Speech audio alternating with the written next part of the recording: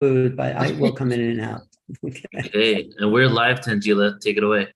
Okay. Welcome, everyone. We continue today becoming the Quantum Human Evolution, our one-day conference with Portal to Ascension and Soul Search. And we're just so excited to welcome our next guests here, Suzanne Ross, Melissa Feick, and Brandon Strabala, to talk about a very exciting topic in our quantum evolution, manifestation in the quantum field.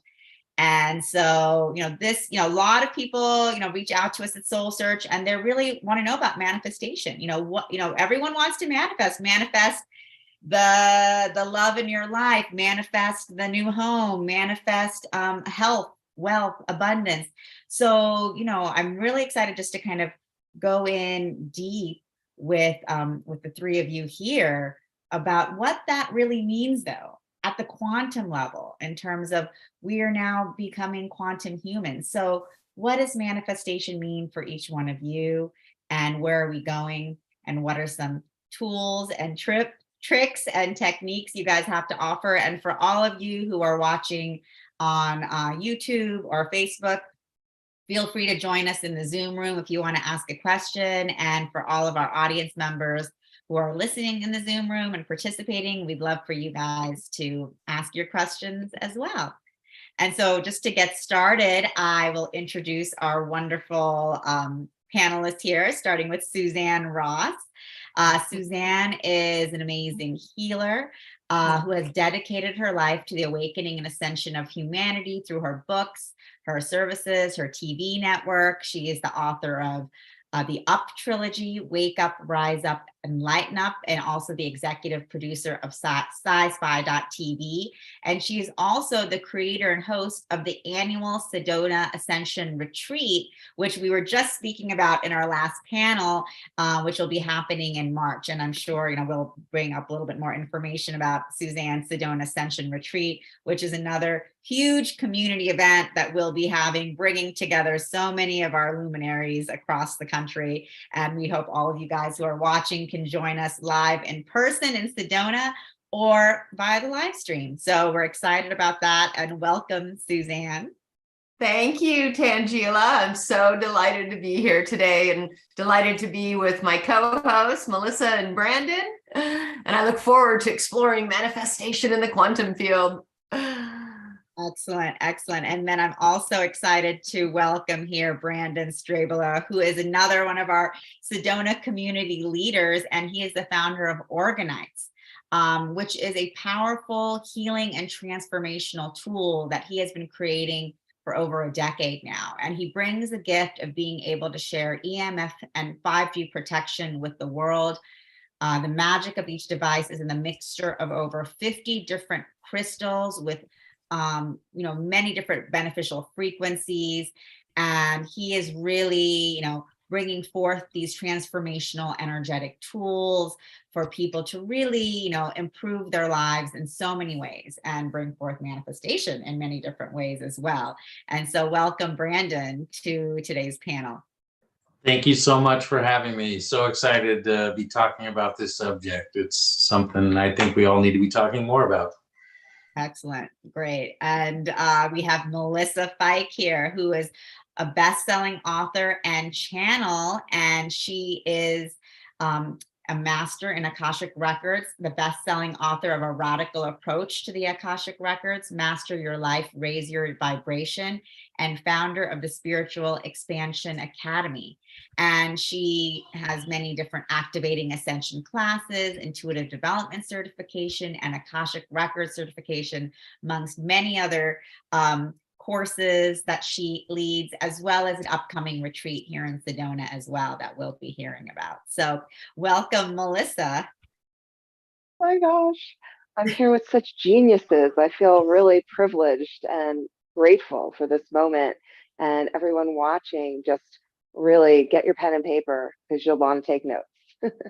Wonderful. Well, this is exciting because, we are here with three real practitioners and manifestors.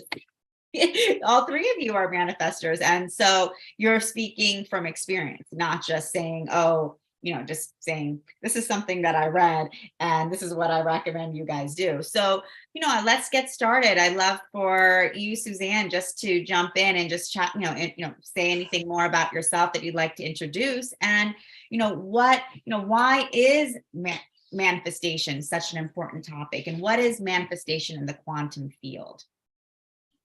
Thank you for asking that. As I started to tune in to this topic, what really came through for me is the importance of surrendering to the divine will.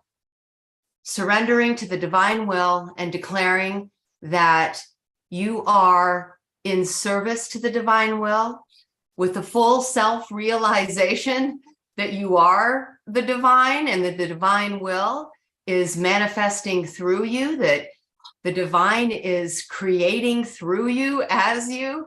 And so as you open to and align with the divine will and surrender to it in service to the highest good for all, and then follow your intuition and have faith that that which manifests before you is manifesting for your highest good.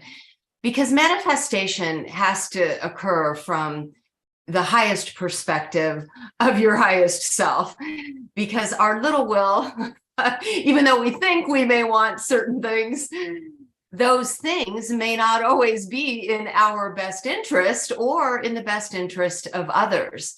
And so tuning into our highest self, surrendering to the divine will, having faith in that which unfolds before you as being for your highest good, is all about having faith in the divine plan. Once you surrender to the divine will, oftentimes you find that you're actually walking in divine synchronicity, and those people, places, and things that are in alignment with your divine mission naturally start to appear before you, and before you know it, that which is in alignment with your divine mission is manifesting miraculously before you.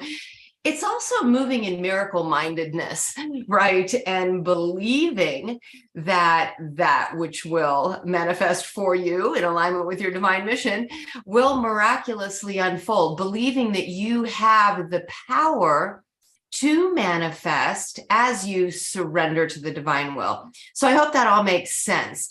It felt very important to know that we need to be creating an alignment with the divine will. And so it's really tuning in intuitively and then following your intuition. I didn't manifest the books that I have written. I declared my selfless service to the divine will, and I heard a voice say out loud, you will write a 30-day book on the evolution of consciousness, right? I don't manifest the events. I hear this guidance guiding me to create events. And as I surrender to that and open to that, then all of these people who are meant to co-create the event with me, the speakers who are meant to present on stage with me, seem to fall into place perfectly. And then before you know it, all of these people are signing up for the events who are meant to be there. But I'm always keeping faith in the divine plan, even with that those who show up at the event are those who are meant to be here, right? And so, that sort of takes the stress and pressure off of course, we're doing everything in the practical realm to make these things happen. Of course, I rent a venue and I get food vendors and all of these practical things that are required for my book. I get a publisher, I write the manuscript and submit it. But the core of it, the key to it, is surrendering to the divine will and serving that divine will so that you can align with your divine mission. And then just in miracle mindedness, watch the manifestations unfold miraculously. Powerful. Thank you. Yeah. Yes. Exactly. Tuning in intuitively and letting that divine service unfold from you. You're truly a channel for that. So yes, thank you for that. And later on in the discussion, I'll get into, mechanics of intentional manifestation. But I felt it was important to start with serving the divine will. Beautiful. Thank you. Brandon, so what would you like to say about, this topic of manifestation and manifestation in the quantum field and what that means for you? Gosh, it's a big question. I've just been thinking about it nonstop for all week pretty much. And it's actually something me and my fiance were talking about today was, we really do manifest everything in our lives, whether we are aware of it or not. We're manifesting everything in our lives for reasons. And the sooner we recognize those reasons, usually the sooner we learn those lessons and the sooner we get to graduate to the next lesson.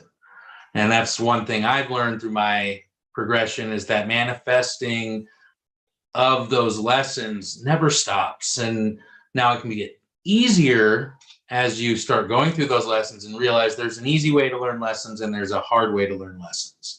And I think that's something in my manifesting I've learned quite a bit about. And even moving to Sedona, that was my first year, was insane. I moved here on my birthday a few months after I moved here. It's like I wrote the book Dancing Beyond Cancer, but I came to Sedona wanting to master my emotions. And all of a sudden on my birthday, my late wife appears and we end up meeting on my birthday. A few weeks later, we decided to get married. And the day we decided to get married was the day she was diagnosed with cancer. So, I look at that experience, and everything that happened in the next 6 months after that was just this wild experience of learning and growth and experiencing all my emotions in ways that I had never experienced them before. And the fact that I was able to experience them when I was tired, when I was exhausted, when I got to have all of these experiences, I realized, wow, I still have a lot of growth that needs to be had here. And that's, I think, been the mission ever since, is how to master those emotions so that I have control over my emotions versus being out of control of my emotions. And I've noticed with manifesting, it's like we really do manifest those lessons to help ourselves grow more. And that's all in the divine plan. And I felt with Susan's talking about just how the divine works through us, it's like those lessons can become easier. And I've noticed since I went through that experience, my lessons are far less traumatic, and I don't need to go through such a traumatic experience to get that wake-up call. But it did take that wake-up call during that experience for the universe to say, hey, you need to look at this. And I was like, you're right, I do. And that's where I pray. It's like the manifesting stops being so hard when you start looking and saying, hey, I'm manifesting this. What is it trying to teach me? What am I here to learn? And then you get to start manifesting more of what you want versus all of these things that the universe is saying, here, you need this right now before you can have all the things you really want. And that's, you really should learn this. And that's what I feel it is. It's like, you want this? Well, learn this. If you want this, well, then you need to learn this too. Until you learn this, you can't really understand why. And then it's like, but now after having everything, and that's what I realized, I had it all, lost it all, but now I have such a better appreciation and strength in myself that now the universe is like, okay, now you're ready for what you really wanted. And here's exactly what you wanted, but you had to go through that to get here. And that was, I think, my big lesson in manifesting is like, realize the lessons that are coming to you right now are gifts, and everything's being given to you right now is a gift. And the sooner you see the gift in that awfulness, the sooner you get to expand past it. And that's what this ascension, this quantum, and the quantumness of it is like the universe says, you want that? Well, here's this crazy way to do it. And you're like, what? How could I even fathom that being something that would manifest into my reality that would bring me such growth and would be the biggest change in my life? And manifesting and realizing we do manifest it, and we have to be careful what we wish for. And then if we're not ready to go learn those lessons, we shouldn't be wishing for those things. And the universe says, here you go until you're ready. And that's where I feel a lot of people are running into blockages right now with manifesting, is not recognizing that those lessons are there to get you what you want.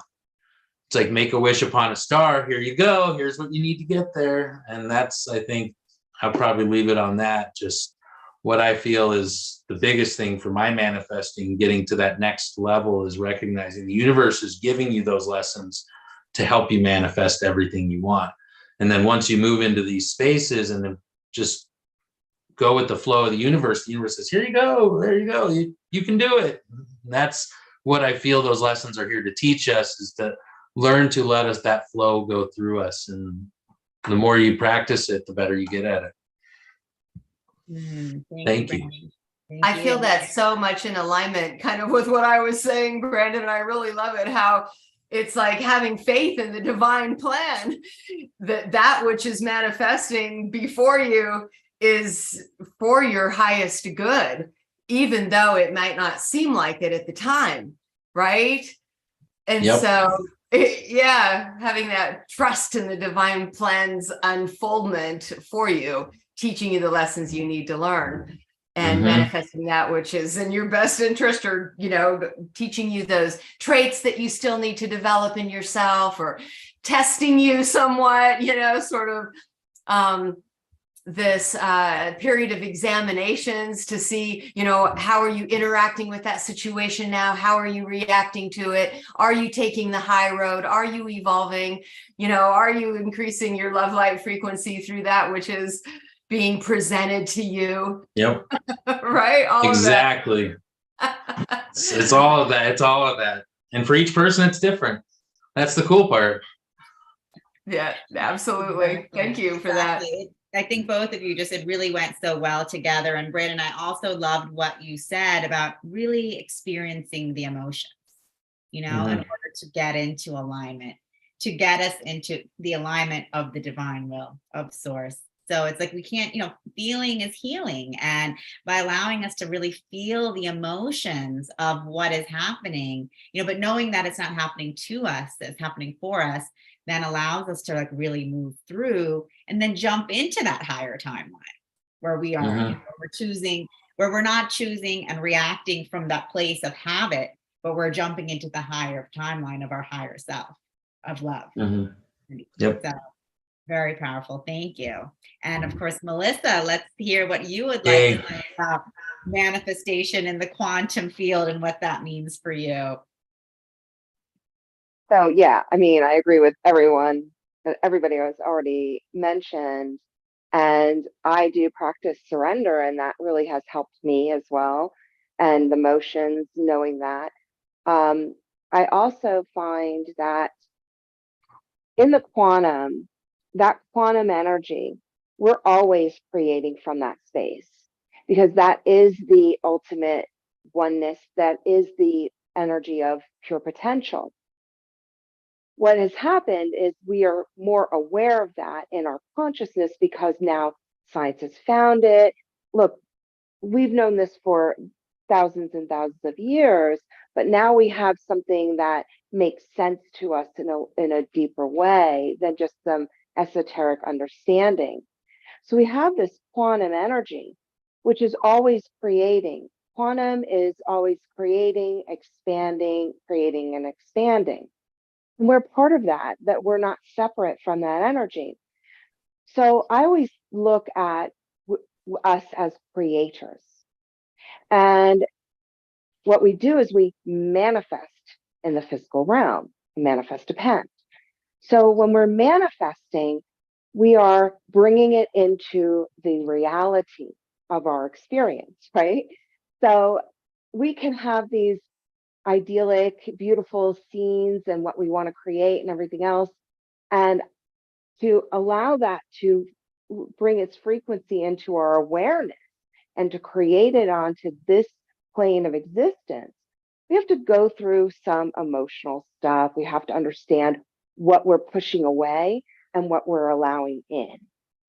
And in the quantum, it's not like, oh, Suzanne, because you wear pink, you get everything. And I don't, because I'm not wearing pink. It's not like that. It's not a who gets what. it's always available to us.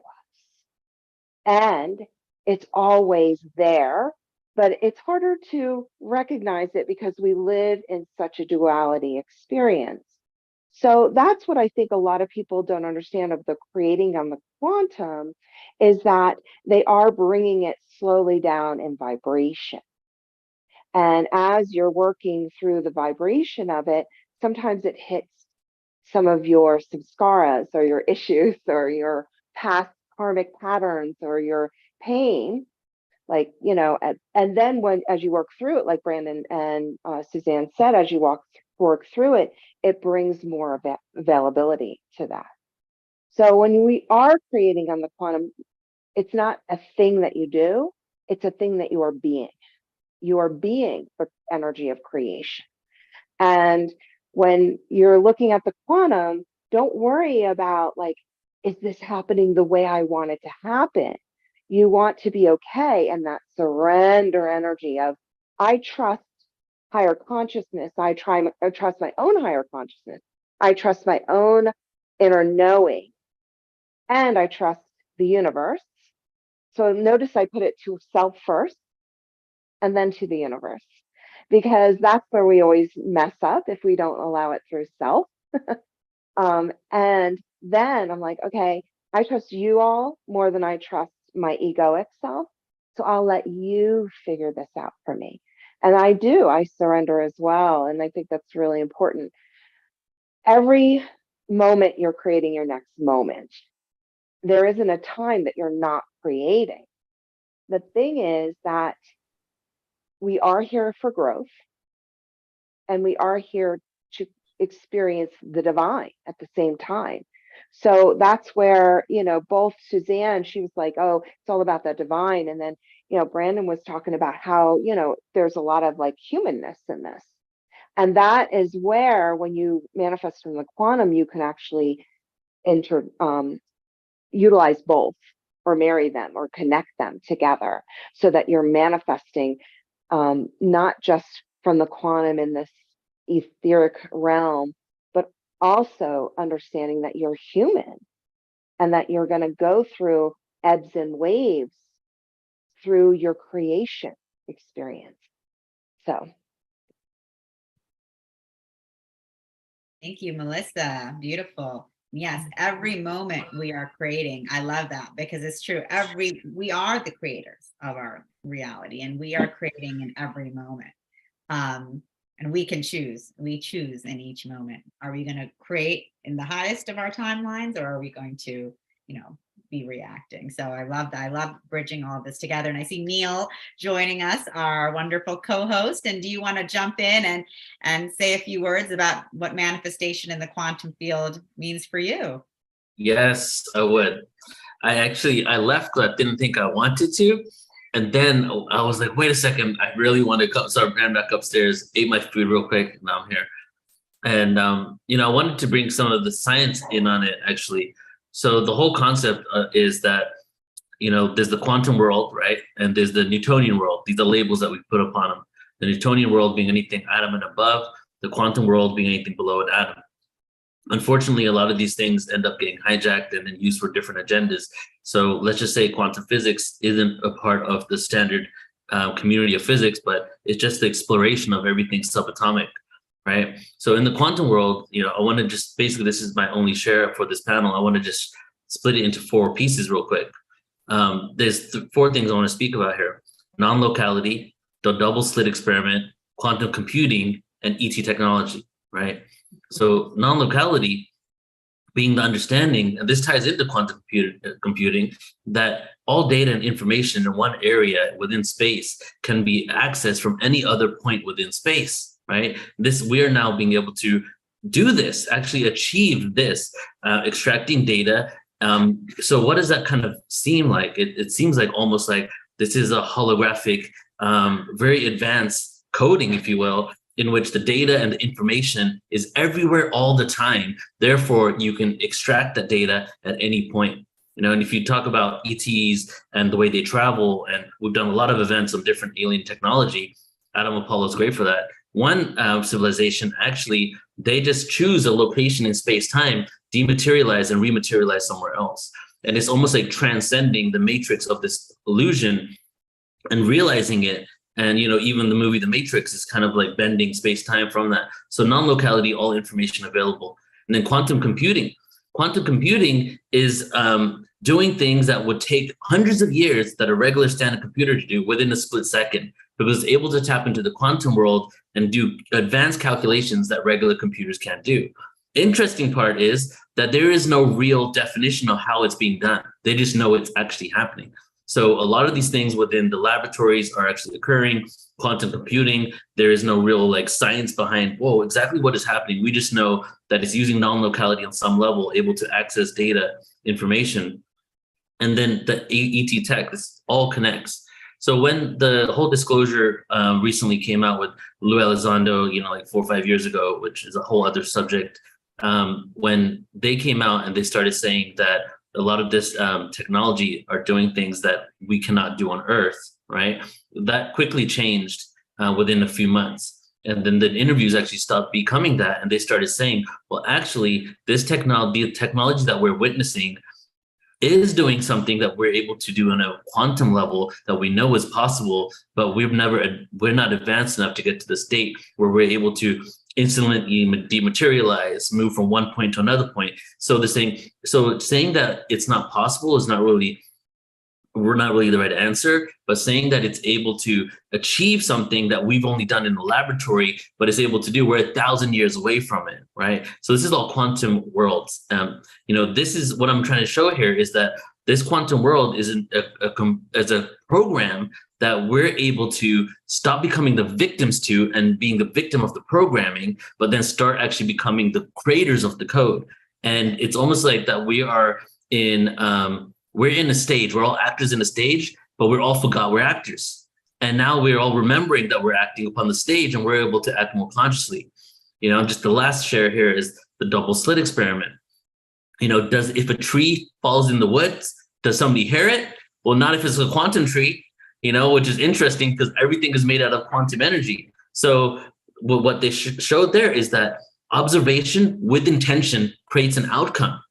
The simple act of our own intention on something actually makes it manifest and do something different than it would if we were ignoring it completely, right? So what does all this mean? This means that we're in this very advanced matrix system that we're able to maneuver within, and we just need to really realize that we can do it. So that to me is the premise of the quantum manifestation. Thank you for that, Neil. So much of what you said, I so relate to, especially that double slit experiment and experientially understanding how you are collapsing the waves into form as you move through your reality. And when you can grasp the levity of that, then you can consciously collapse the waves into the forms you wish to experience or into the reality you wish to unfold before you. I teach a masterclass called the Virtuality Masterclass, and it's part of my Transcendence Guide certification course. This Virtuality Masterclass is all about that we as our source self are literally like a gamer who is mentally projecting this mental construct called space-time, right? And projecting holographic fractals of itself into different space-time timelines and dimensions, right? And so there is a game that has been written in code that we are in effect being playing in. And when we can turn around and we can look at the source self, who is the one projecting us as the avatar in this game, and say, I wish to serve the highest will. I wish to intentionally co-write this script with you, right? And so now you are writing your own program. You are co-creating this movie or co-producing this movie that's being projected through you with the one who is projecting you, because it's all you, right? And on the note of these, codes and all of this intelligence, this infinite intelligence that we have access to, that we can retrieve faster than the speed of light, right? We can intuitively tune in to that higher intelligence to guide us in creating or writing a script that serves the highest good for all, that serves the ascension of humanity, right? And so tuning in to that higher intelligence allows us to serve at the highest possible level. And I also believe that these codes are coming through the divine portal of the sun through which divine consciousness flows, right? And so on these solar rays or coronal mass ejections, these supercharged encoded photons of light are being transmitted with the effect of activating dormant DNA codes if we are open to receive that, right? And so I look to the sun and I say, I am in service to the highest good of all. How may I serve? Please download me with these advanced codes of creation so that I can serve the highest good for all, with full awareness that I'm fully participating in this game, right? And able to be part of writing the program for it.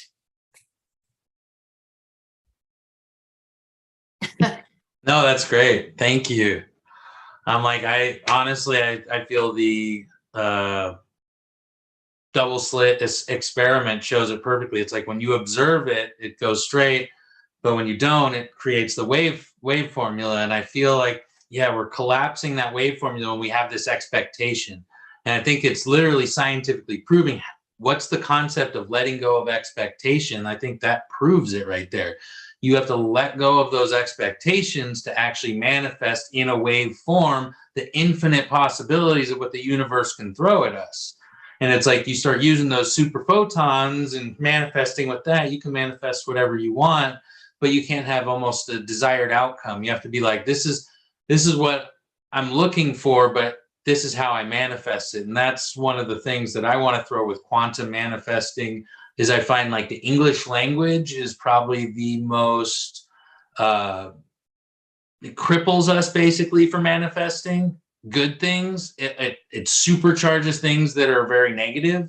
So when you want to manifest sickness and illness, those words are supercharged so well for sickness and illness. But when you want to manifest abundance and prosperity, I've found that's like the most struggling thing in the world to try to do that with the English language. However, I came across that Hebrew, Sanskrit, Egyptian, and Aramaic were higher vibrational languages. And since I switched to using those languages to manifest in, I'm actually getting more of that quantum manifesting versus what I feel is that English language is putting you in this like single line that you're observing it and it's so small, so tight, it's so limiting. But when you switch to, Shalom is peace, prosperity, all these abundance, and Shanti is peace and abundance and all these things. It's like Om Shanti Om, Shalom. It's all the same sounds. Even in Sanskrit, the poem for prosperity that my friend had all the same sounds of the words I was using in Hebrew. So I'm finding, but what it didn't have was like the iddies and the prosperity and the abundance or abundance. And it's just, there's those words, those vibrations carry with us. And like, you can manifest quantumly with sound and vibration. And there was the word, it's like, that's the power. We're casting spells with our vibrations. And if you use a limiting vibration like English, it's going to be a lot harder than if you go look up something in Sanskrit, Hebrew, or Aramaic even, and manifest in those sounds, those ancient sounds, the tones that they use. It's like, we don't use those tones. Shalom. It's like you just don't get those grunts and those sounds, and that's how you manifest. Like that's changed my life more than the orgonite, more than dancing, more than anything, was switching to Hebrew rather than English. If you want to manifest in English, you're fighting a huge uphill battle. If you want to manifest. That's why the light languages, I'm even fans of those, because it's like now you're using stuff that's not within our realm. So you're manifesting in, I think, a wave versus a single line. And the double slit is proving that that's how we manifest infiniteness. And how do we do that? Well, to each one, I think it's going to be a different progress of understanding that creation. But yeah, it's different for each person.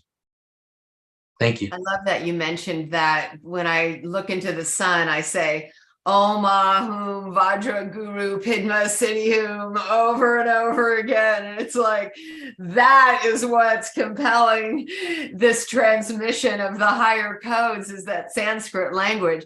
But yes, also Hebrew, and I have Aramaic symbols all over my room, Aramaic symbols, and the writing from the Torah, and that's Hebrew, right? Yeah, I have shalom like in my room. It's like it's everywhere. If you look anywhere, I'm getting subconsciously reprogrammed to those frequencies and vibrations. And that's what it takes, is you need to surround yourself with it, engulf yourself in it, if you really want to reprogram some of these old programs that are limiting us. And that's the thing, is we're manifesting some of these limiting programs versus overriding it with a more powerful program that says, I don't care what your limiting program is. We're going to manifest this. And that's I think a power in manifesting now with some of these languages, is like that, or just putting that much intention into it. The more intention, that more power, the quicker it manifests. Mm-hmm. Yes, I agree 100%. You know, as you're saying this, I'm having a realization of these languages that you're speaking about been around for thousands of years. English as we know it is more of a current occurrence. And these languages that have been around for a long time, definitely Sanskrit, which became, which is connected to Hindi, and a lot of the Hindi words are the exact same as Sanskrit, they didn't even change, right? Are actually, we're at a time where our level of consciousness was at a much higher state, right? So, and it was also the introduction of language, introduction of writing at that point, because before, we could have been actually telepathic. And then when we were devolving, we started coming up with words, writing, pictures, and all this stuff. So it makes sense that the languages that came right after the telepathic age would be the ones that are most connected to source, right? And then we kind of devolved, and the one that took over right now is a product of the times, the age that we're in, right? And as we're going back up, so it's all good, right? It was the age that we're in. We've been there. We've had that darkness experience. Now we're bringing these back. So you're making me realize, because for a long time as an Indian, when I first woke up, I'm like, wait a second. Why is all this stuff that I was raised with everywhere? Became spiritual. And then I was like, how come all these people aren't Indian? And they're doing this stuff. And I looked at my own family and my own people, and they were following things so blindly without the realization of the frequency. It just became ritualistic, So it's really taking away it being just ritualistic and contractual, because so many times it becomes contractual. If I do this mantra, you give me this. That's what Hinduism has become, and now we're taking back and realizing that we are the writers of that contract, right? And through these frequencies and sounds, we can manifest, whatever world that we want. Well, just like Brandon said, I am the word. Sorry, Tangela. Go ahead. But it's like, in the beginning, right? There was the word. In the beginning was the word, and it was the word that created things and beings, right? And so when we're wondering how to manifest, we manifest with the word, with these sacred languages. Yes. Exactly. And I love what you said, Brandon, about manifestation without expectation, because that is, I feel a really powerful key to manifestation, is letting go of that expectation that I know what needs to happen next, and letting that divine will and source really flow through and allow that manifestation to unfold. And when we use these powerful ancient languages, the mysticism of sound that exists within each intonation, like you said in Shalom, and in all these Sanskrit words, you are speaking in these reverberations beyond the confines of what when we say something in the English language, which we've been raised in. So it's like really releasing that expectation as we're moving forth in that manifestation. We're actually releasing that expectation when we move into those ancient sounds, because it's far beyond. We're letting the sounds unfold the power of what they are. rather than just saying, I know what this means and I know what's going to happen next. So, Paul and Selig Melissa- is going to be at my event, and something that Paul Selig has channeled through the Melchizedeks in all of these books that he's written is to say, I am the Word. I know who I am. I know what I am, and I know how I serve. I am the Word. I know who I am. I know what I am, and I know how I serve. And it is without labels. It's not, I know who I am, Suzanne, author, speaker. No, I know who I am, an emanation of the divine. I know what I am, the embodiment of the divine. And I know how I serve the divine will. I am the Word. Right? Melissa, what do you think about all this? I actually had a channeling. It was a personal channeling very recently about. I've been asking a lot about the mental mind and the alchemy of oneness and the alchemy understanding of, you know, the mental. And because I said everybody talks about the word and this thought process of creation, and I every time I would hear that from people, I always feel like there's a beat skipped because there's something that's missing in that for me. And I've been asking a lot about this, and I recently was brought up to the what I see as the quantum, and then from the quantum, how I see it is the 0 point field. So right from the quantum is the 0 point, and from the 0 point, everything is created. Now that's the way that they've shown it to me, and what makes sense in my own mind. I'm sure it's, even if somebody explains it differently or uses different language, it's probably similar. And what they said was, it's not about, you think it's the, you know, mental is words or mental is thinking, but mental is structure. So when we are manifesting in the quantum, it's the possibilities, like anything's possible up here. And then as soon as it moves through the 0 point energy and it starts to become more of in our universe, more there, it becomes a structure. And when it becomes a structure, then it has more availability as we move down in frequency. And that's just what I saw with, because I've been asking, you know, you speak that this is all about mental, but people think it's thoughts, that mental means thoughts. Mental means structure. And as we're manifesting, when we manifest through the planes of existence, so we're, and I always see it that the first plane closest to us, or it goes through mental and then emotional and the physical plane. In the mental plane, it's not the verb, I manifest this or the word, it's the structure that starts to unwind through the energy field. That may seem a little esoteric, but that's just what I heard. I'm still unpacking that, but that really helped me because I was like, I like that need and that understanding of structure, because remember, structure is a very masculine frequency. And when we are manifesting through emotion, right, that's a very feminine frequency. So we're manifesting through emotion and structure of the groundedness of the masculine, then we're able to create differently because we're using both energies as a creative source. And I definitely love non-locality. I know Neil left, but I affect you even if you're in Egypt, if we are connected in some way, because time and space doesn't matter. And that's what the quantum has shown us in the vacuum, that no matter where it is, it can affect something else. And Candace Pert also proved that with her work with plants, that its non-locality is everything's affected by the other. So that's the consciousness. We're all affected by the consciousness, which is why, and I'll leave you with this, why it's really important to comprehend what consciousness, what collective consciousness are you hooking into. So if you hook into the collective consciousness of lack, of not enough, of fear, and you're hooking into that collective consciousness, you're bringing it into your energy field. But so if you're in that space, go, oh, wait a minute, I'm going to disengage from that collective consciousness.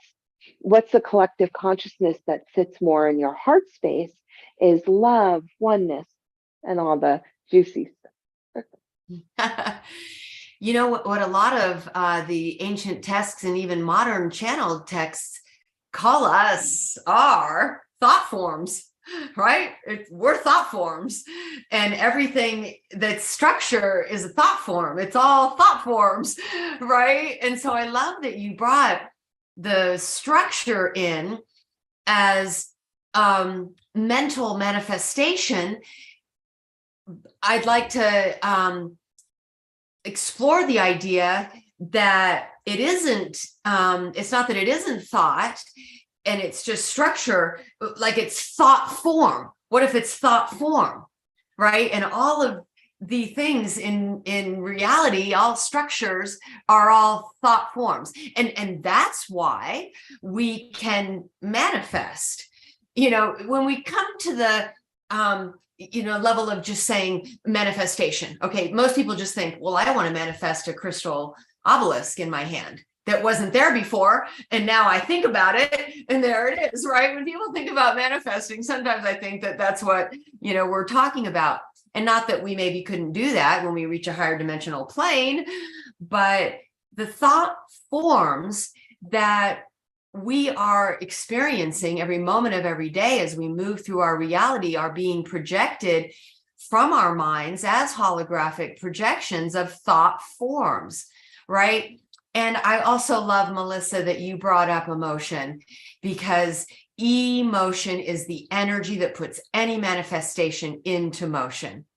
And so when our, desired outcomes are charged with that emotion, it sets the energy in motion for that manifestation. Well, thank you. I love everything that you said. It was really profound. Beautiful. No, it's amazing listening to you guys. It's powerful when we're manifesting these days. I mean, I'm finding that, as we create, however we visualize the manifesting coming in or coming through us, I'm sure there's plenty of people who visualize it in many different ways, but I think even that visualization part is a big aspect of creating that form.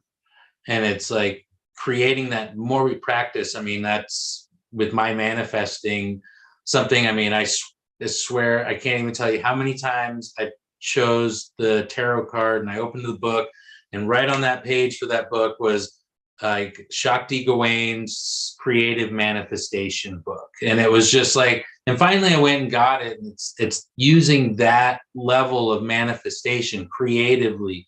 And that's even some of the stuff with like Russian magic and creating stuff. It's so much creativity involved in it. It's like cast spells on yourself and for the benefit of all. And that's, people are so like, oh, spells. It's like, well, spelling, it's like we're casting spells when we say words, whether we know it or not.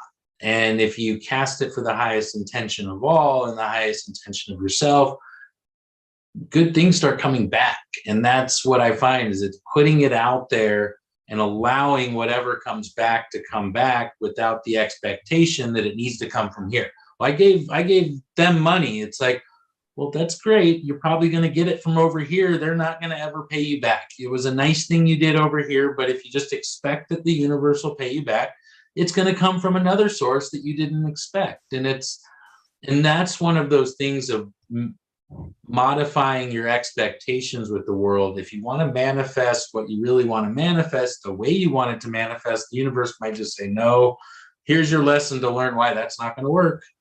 And I'm going to keep giving you that lesson until you learn why that way doesn't work. And that's why try ways that manifest, listen to people that have tried ways of manifesting. And that's why I love listening and being part of these groups, is you learn how experts manifest. It's like, maybe you're not even there yet. You're like, wow, the way that they talk, but you need to be able to talk the way that Susan's talking about manifesting her ascension retreat. If you're not talking that way, or the way that Melissa talks about the way she visualizes in her books and all of that, it's, if you're not talking that way to yourself, you're not going to manifest everything you want. And that's what I'm finding, is we have to identify those programs which are limiting us.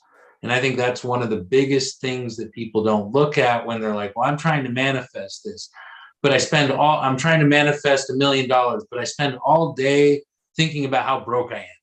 It's like, well, I've done that. I've been there. I feel you. It's like, I have so much sympathy there, because I spent all day thinking about how I couldn't afford things, or how my bills, these and that. And I spent so much of my day thinking about how I couldn't afford things. I was not manifesting abundance. But then when I started programming with Shalom and just saying that I'm going to manifest with this new program, it just overrode everything. It's like, there's so little power in some of these programs that we have, but if we don't identify them and we allow them to keep running the show, then we keep reinforcing that program and building ourselves deeper until the universe says, are you done yet? Are you going to reprogram? Are you going to redo this? Are you going to relook at this? I'm like, everybody in your life says this about you. When are you going to say that you're an angry person, Brandon? And I'm like, well, I had to wait till my late wife and dad sat me down on a couch, and while my late wife was in hospice, and said, Brandon, you're angry. And I'm like, you're right. I'm angry at a lot of things, even though I'm happy 95% of the time. That 5% that I was angry, I was really angry. And it's like, it wasn't bad to feel that, but if I let myself sit in that emotion for too long, or not fully experience that emotion, I was not helping myself or helping the people around me. And that was what my lesson was like, well, that's toxic energy for other people. So you need to learn, here's your lesson. And it's like, that's sometimes what the universe is trying to tell us, is you want to manifest getting past all of these problems with your family, with this, with that. You need to look at this and you'll resolve those issues. And that's what I think the universe is trying to provide us, and saying, here's that opportunity. And it's like, since I've been through it, it's like, okay, now I'm glad I'm where I'm at, because I'm not going through those lessons that were like, oh, this is really hard stuff. It's really dense stuff. And that's what it is. We're ascending. We're going into that quantum realm. And if you're manifesting in too much density, you're not in that quantum field. You're not manifesting from that field. And as you move up in vibration, the infinite amount of possibilities that your consciousness allows in expands. So it's like, oh, I want to manifest $1 million. Then years down the road, you're like, oh, I could manifest $1 million, whether I'm not even thinking about it anymore. It's like, that's where we're moving into. It's like, you could just make it appear on the table, but we're not there yet. How do you get there?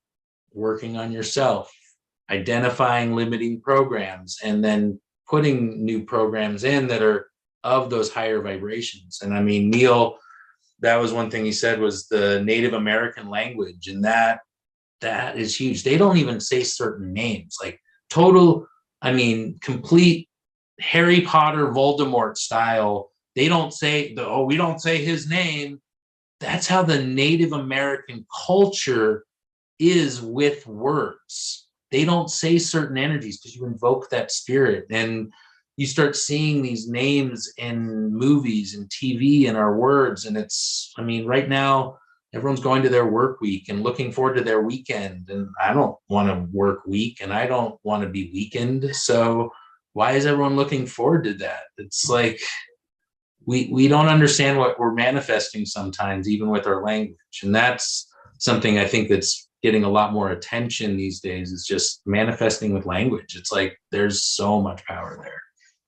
But I'll stop there. And what are you wishing to manifest? It feels important to look at that, right? Like, just talking about $1 million, and I know you're just using that as an example. Yeah.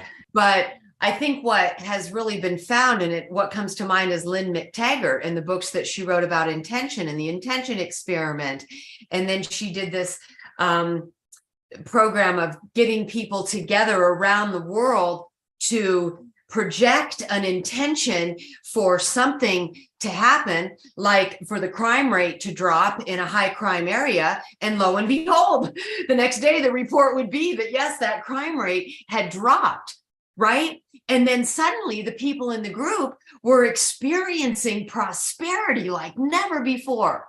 Another thing the group did is they prayed for other people to get well. They might have chosen someone dying in a hospital and saying, if it's possible, if it's in the highest interest of this person to heal, please let's pray for healing for this person. And they prayed for healing for someone else. And everyone in the group had higher health and well-being, had more health and vitality.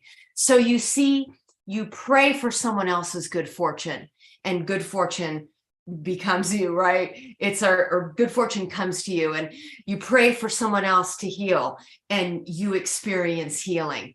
Isn't that the heart-centered, soul-inspired type of manifestation that we really want to be doing? Yes. Right. We are. Oh, definitely. That's the higher vibrational manifesting for sure. Yes. Yeah, because we're all in this together. And this is what happens with those types of experiments. Yes, the crime rate goes down, but then it goes right back up again because they're not focusing the energy on that anymore. And which is, it has to be a collective understanding that we all have to make these shifts. And it's great to focus your energy, but what's happening in these groups, like you're saying, like Lynn McTaggart, what she's doing is she's bringing the group together. So now we're all manifesting the same thing. It's a bigger power source behind it. One of the things I kind of wanted to give everyone is a tool, if you don't mind, Tangela. One of the tools that I'd love for you guys to shift into that. That's perfect. So thank you. Yeah, we need to talk about tools. Like I love tools, so I like to share tools all the time. Some of the tools that I like to use, one of the things that most people don't think about when they're manifesting is clearing your own energy field. And the reason is because we're holding on to frequencies that may not be platforms get accumulated around people's energy fields. So one tool, before you kind of go into, like Brandon said, maybe your visualization or your toning work or how you manifest, clear your own energy. Just see any thought forms lifting away around your head, and then just seeing white light, just clear out any lower negative energies just to get clear first. And then the other part, a few other tools that I like to share with people. One is to look at your life as what have you created? Most of the time, people could list everything that has been crappy in their life. But what they have difficulty listing are all the miracles, all the amazing things, all the things that they were like, whoops, did it. They forget those because those lower, difficult times are easier to understand and to get connected to. So celebrate your wins. Know what you've done in the past. And then ask yourself, what did that feel like when I received that? And so that's one part, like just, start jotting down like as a fun game for the next week. I'm going to just ask myself, what did I manifest between the ages of 0 and 5? Maybe you had a really crappy childhood and maybe it's a little harder, but there's one thing you could probably figure out: 5 to 10, 10 to 15 or 20, right? So just look at your life. Like, what have I created that was a win or a win? That's what I like to say. And then the second part is to feel that feeling. Like, what did that feel like? And be present in that, because the feeling is what you create. And gratitude, of course, is another huge tool. One of the fun games of gratitude is to look at your life and go, I'm going to find 3 things that I'm grateful for every single day. So what starts happening is you start thinking about, what am I grateful for? Where am I putting my thoughts? Where am I putting my energy? And if you're putting it into, the other day I dropped my computer for the second time, and I went, okay, whatever's going on here, I'm going to acknowledge that. And I'm grateful that my computer is just the beautiful, amazing thing that it is. So I wasn't like upset that well, for a second I was upset, but after that I was like, before I even opened it, I was like, I trust that it's all, like, I love you just the way you are and whatever's supposed to be. And I just let it, I surrendered it. And then I knew that it'd be fine because I was grateful for my computer and all the amazing thing it's done for me, instead of pulling in the negative that I could have pulled in that. And then the third or fourth, wherever I am on my list, is working on looking at your life through giving and receiving.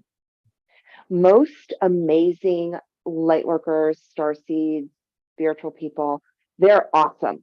Giving is amazing. They're amazing at it. Like, that is their gift because they love to give. And they're not always as available to receive. So actually, years ago, I channeled this divine love meditation. You can find it on my website. And that is all about giving and receiving. So I just want you to ask yourself, like, what does it feel like to receive from oneness, from the divine? Because if you can allow yourself to receive from that space, you have more availability to receive. But most people, and I'm not saying everyone, most people are conditioned to either reject receiving, or they're conditioned to just give. Like, what can I do for you to make you happy so I feel safe in my environment because I had a crappy childhood or a difficult experience or whatever that was. So if you do want to, the divine love meditation is very, very powerful, but it's all about like giving and receiving. And that is really a big key that people don't talk about a lot in this work. It's a tool because one of your biggest tools is to receive and to surrender into receiving.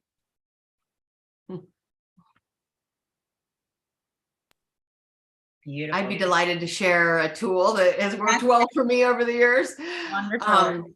And that is definitely like vision boards. I've been amazed at vision boards that I created years ago, and then I pull them out and it's like, whoa, wow.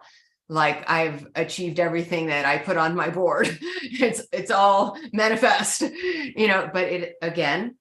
it's all what serves the awakening and ascension of humanity, right? Books, events, TV network, right? It's all about, inspired by Lynn's experiments, praying every day for the alleviation of the suffering of all. It's always praying for others rather than praying for what I want. And then I watch what I want miraculously appear before me. And so what, Melissa was saying about giving and receiving, it's quite miraculous how when you open your heart and pray for the highest good for all, yourself included, then you just watch, right, as everything miraculously manifests around you. And that which manifests around you is in alignment with your divine mission, which is always to serve the highest good for all, right? So vision boards are a powerful tool. And yes, you might be able to manifest a new red car if that's what you really want. But if you want to co-create with your higher guides, if you want to energetically create in the universe the highest frequency of love and light, I invite you to pray for the alleviation of suffering, for health and wellness for all, for prosperity and abundance for all, in equality, unity. Pray for peace and harmony. Thank you. Thank you both. Those are awesome recommendations. I'm like, personally, something that I know has worked for me, and actually me and my fiance just recently redid ours, because every year I put a piece of paper with my New Year's goal or the new goals for the year. And honestly, I mean, one of mine was for the Chinese New Year. So you can do it on January 22nd if you missed the first of this year, or you can do it right now. It doesn't really matter when you start it. The point is you just start it. But we wrote down, and it was the same thing, for the benefit of all and the highest good of all involved, I manifest these things, and then you write down what you want. And it's for the good and the highest good of all involved. And that was one of the aspects that I felt very important to manifesting, is you want it for the highest good of all, and you want to be thinking of others in all things that you're doing. And the more you think of that, the more you, I think, are rewarded for that giving of your energy to others. And that's the essence of giving. And I feel receiving is that constant giving. If you're always thinking like, I don't just want $1 million at the expense of everybody, I want $1 million to help everybody thrive. And that's the other aspect of why do you want it? What is the intention? What do you want to do with it? I want to help so many more people. And that's one of those aspects that I feel we in manifesting in the spiritual community have to always take a look at is, are we feeling the need to feel impoverished because the yogis and the gurus were poor in the past, but the community supported those people to live that lifestyle and hold space. And I feel even something that's always felt good for manifesting is, I mean, we already have an entire homeless population, or people that live without housing, however you prefer to call it these days, since it's a trigger word for some people. But imagine if we as a community built centers where these people could meditate all day long, where they would be given food, water, and everything. And we had 10,000 homeless people or people without housing holding space for our community. We literally have the means to do it. And we could have the 7,000 person meditation effect that lowered all of those things and people holding space. It's just, we're not providing that to our world yet. And it's a yet. It's like, it's this close. I see it happening. We just have to put ourselves in a space where we think in grander terms than just ourselves. And when we start manifesting together, and I think that's the other aspect of manifesting, is writing those things down. And then I put them under my bed. So you're unconsciously in your field manifesting those things which you want to create. Now, when you start doing it with another person, and they're helping manifest, and you're on the same page and you really understand what it is you're trying to manifest, you start manifesting at a whole nother level. And that's, I mean, I've been, like I said, testing this shalom thing for like 6-7 years now. And now I'm doing it with a partner, and I'm seeing the nuances of when we're aligned, things go boom. When we're disconnected and we're not manifesting, we're not hitting that alignment, we don't manifest quite at the level when we're just boom. It's like, and it's crazy, some of the manifesting we've had with her dance projects and my passion for dance. It's like, it's just this fire that just can't, it's unstoppable now. It's like, it's turned into a supernova, and it's that manifesting power. But you need to manifest with people that are on the right alignment. And if people aren't there, some people are even wishing, even though they tell you, I want you to succeed, on a subconscious level, I really want them not to. I really want them to fail. And you got to make sure when you feel that in your gut that someone's sending you that energy, it's good. That's fine. Thank you for that opinion. You can keep it. And I'm going to go manifest without you. And recognize that not everybody wants the best for you, and that sometimes you have to go just do it, figure it out on your own. And then once you master it on your own, then the people in your lives that are going to help manifest it at the next level. Because if you don't know how to do it on your own, you're not going to get any better with doing it wrong with two people. You're you're going to do it twice as wrong. And I think that's ruined a lot of friendships, because it's like, I wanted to manifest this, I wanted to manifest this. And then you talk about both people's visions and they're so different. It's like, well, of course you guys weren't going to manifest that. And you're going to go off in your separate ways. But it's like, when you are dialed in and you know what you want to create with another person or with other people, it just manifests. And I think you, Susan, probably experienced that a lot with your thing, because it's like, we all want to do this. So it manifests in so many unique, crazy ways, because you have all these people united in a goal. And that's something that I see more power and more coming together. How do we manifest all these things? We got to do it together. We can't do it separate.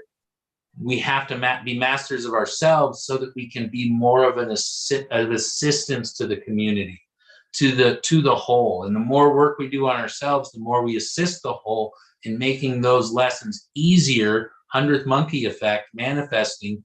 So the quicker we learn how to manifest, the quicker it is for everyone else to manifest. We have it hard right now because everyone else isn't doing it. But when more people start doing it, we're going to notice that we're going to start manifesting on a whole nother level too. It's like it's a push-up effect. Right now we're pulling everyone up, and eventually they're going to just push us right up through the rafters, where we are manifesting things on this planet that we can't even comprehend right now. That when we start realizing that potential of manifesting on this grander scale, this great awakening, this whole new level, this whole new earth, like that's the power I feel we have. And recognizing when people are in alignment and aren't in alignment is a big lesson for us right now, so that we can all get on the same page and learn how to communicate, learn how to share, learn how to know what you want and share that with others, so that they can either say, yeah, that's what I want, or no, that's not what I want. And if you can't express that, then they'll never know. And I think that's a big aspect of creating and bringing form to what your vision is. What is it that I want to create? I don't care how I get there, but this is what I need to create. And that's what we need to let go of, like saying the goal is over there on that wall. The wall is that goal. How do we get there? It's a wave or it's a dot or a line. It can be a straight line or it can be a wave. And the wave, when you get a bunch of people, it creates a tsunami. And that wave is just insane. So I don't know, I'll leave it on that. Love that. Let's create a tsunami of love, peace, and harmony. Exactly. And we're doing it together. And that's, I love that too. So much of you touched upon that. We talk about our personal manifestations, but then, the manifestations for what we want to see in the planet and in our community, and really holding that intention together. And for each one of you, experiencing that acceleration or personal manifestation also comes from, really holding that intention for our global, manifestation of abundance, of security, of safety, of ascension. And as we talk about our, community and personal family here, I want to also bring in a question we have from Russ, who says, how do you begin to get in contact with higher beings? And I want to just ask that as a question to each of you. And what does that have to do with manifestation? Or nothing? Does that have anything to do with manifestation? Getting in contact with higher beings, and what is the role that the higher beings play for each one of you? In meditation, I will go directly with intention into my higher self, my higher guides, seeking the higher intelligence and the higher guidance to give me the instructions for what I am being called to bring into manifestation. You see, and so you tune into the higher guidance, you tune into the guides and the ascended masters, or even ultra-terrestrial or extraterrestrial beings who are on your team, let's say, and open to receive the guidance that comes through them for you. And then you use that guidance to create, like boots on the ground here. to manifest that which will create the desired outcome for humanity, for yourself and for humanity.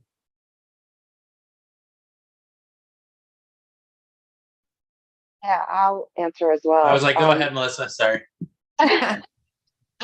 Thanks. Contacting higher beings. First and foremost, there is nothing higher. Everything is just a vibration. And you don't say, oh, that vibration is better than this vibration. It's just like, one dog isn't better than the other. They're just different. So they're not higher beings. The reason we call them higher is because we're in this like little cocoon of humanness. And we think, there's something that's there that I know is more of who I like, sense of who I am.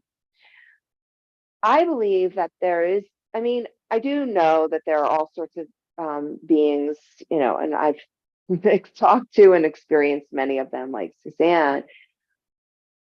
When you start to want to connect to your higher beings, and just exactly what Suzanne said, is start with your own higher consciousness. And the reason is because when you start opening up to that piece of you, then it allows those other beings to come through, because they are always filtered, at least the way I see it, they are always filtered through your higher consciousness anyway. And your availability to you is going to help you trust more, because we look outside of ourselves. Well, if I get to know my guides, if I get to know my angels, then I will feel better, I'll feel safe, or I'll feel like I can create or manifest. There's nothing outside of you, nothing. Everything's already here. I know it sounds kind of woo-woo and like, that doesn't sound very concrete, Melissa. I get it. I agree with you. So what I would suggest is start clearing your energy. And I know I keep on talking about that, but that's what they keep on telling me to say. So I'm going to keep saying it. Clear your energy and then go into your heart. Your ego gets in the way because it's talking up here in your head. When you go into your heart, you have more availability to your higher consciousness, to your higher self, and to guides, because your heart space is more available, and we come from more of a place of calmness in our heart and more peace and openness than we do from our head. So that would be the first thing I would say is heart, higher self, and then allow your higher self to bring in the archangels or masters or, the dog that you loved when you passed. But to me, that's a higher being.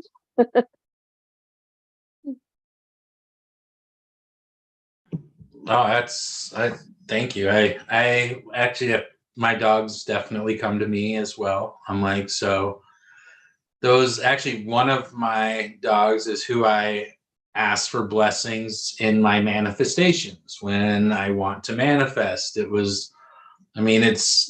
She was actually the first one that kind of started coming through to me, that appeared and was like, I started getting all these bear signs, and then found out that my dog had passed. And during that time I was getting all these bear signs, and then I got all these bear signs afterwards. And it was like, and then she started appearing to me as a big white polar bear. And it was really weird just having that energy, but feeling her presence there. And it's really interesting because I pray to her now in helping manifest. And she, with another one of my guides, I make a prayer to them and they help create my manifestation when I really feel, because it's like I said, when you're united and you have other entities and energies encouraging us into that field, it's so much quicker. It works so much better. And that was one of the things that I think that I learned with manifesting was I need to ask for help from my guides. Otherwise they can't help. They need our permission. And the higher beings that are out for our benefit are working on permission. So if we don't ask for that permission or ask for that help or ask for that assistance or ask for whatever it is that we want, it's like ask and ye shall receive, but don't ask and don't receive anything. So like we really do need to ask for their help to get that guidance, to hold that extra space, and just to ask for help and ask for the highest good of all involved, and to hold that space, and to say I'm inviting beings that want to hold the highest good and the highest good of all involved, to hold space, even if you don't know who they are yet. Like just start asking. Like those are one of those things. They're there. They're waiting.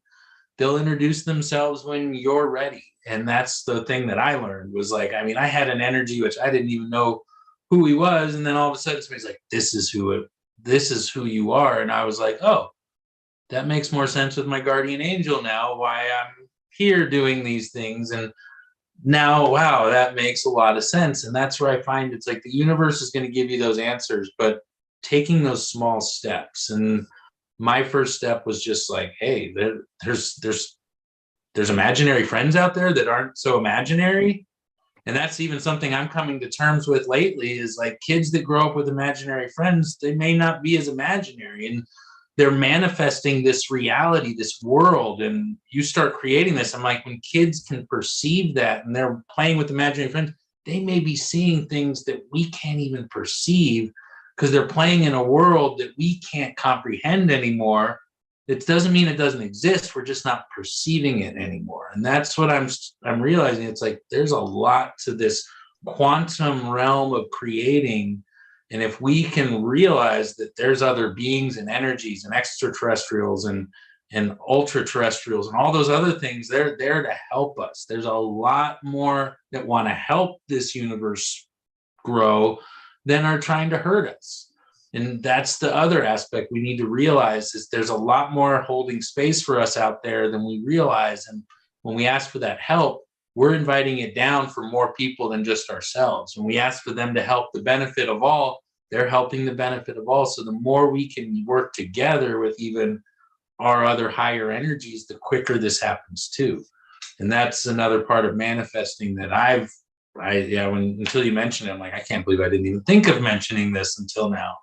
But it's like, I have to ask for that help from my angels. So I encourage other people just to start asking for help, to start asking for their angels' names, to figure out what their angels are there for, to take all the steps. I mean, go to psychics, ask psychics, figure out, go to a couple. When the same ones give you the same answers, you'll be like, okay, yeah, my imaginary friend's not so imaginary anymore. And that's what happened to me, is like, I gave a gift to an imaginary friend, told no one about it. My friend told me about it. And I was like, either you can read my thoughts, or my imaginary friend really does like the gift that I gave them, or it's just all real. And I'm just like, and my imaginary friend's not imaginary. They really do like this. And you really can read my thoughts. And either way, something weird just happened that you told me that I did something that I didn't tell anybody. It's one of those things where that was my awakening. And since then, it's been one thing after another, figuring out like, oh, wow, there's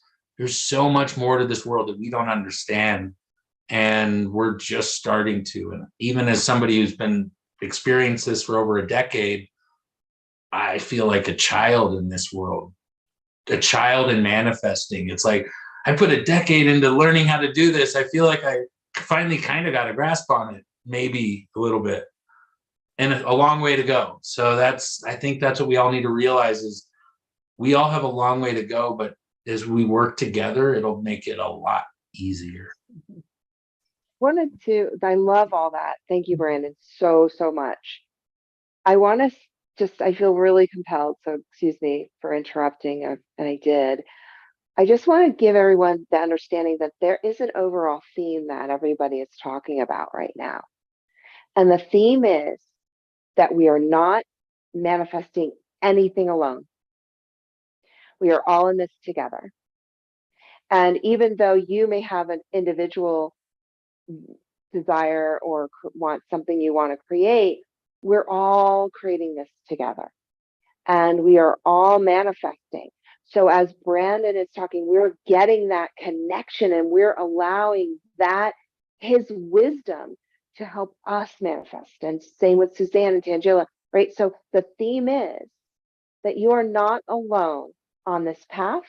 and you're not alone in your creations, and you're not alone in your manifesting, because we all are doing this together. Thank you, Melissa, for saying that. I just want to say this has been such a powerful conversation about manifestation, because really, you know, we are all truly riding the wave of manifestation together. And that's what it is. It's a wave. It's one where we can let go of the expectations of what that wave is going to look like, but we can really enjoy that journey, knowing that we're so supported by our brothers and sisters here in all of the other realms.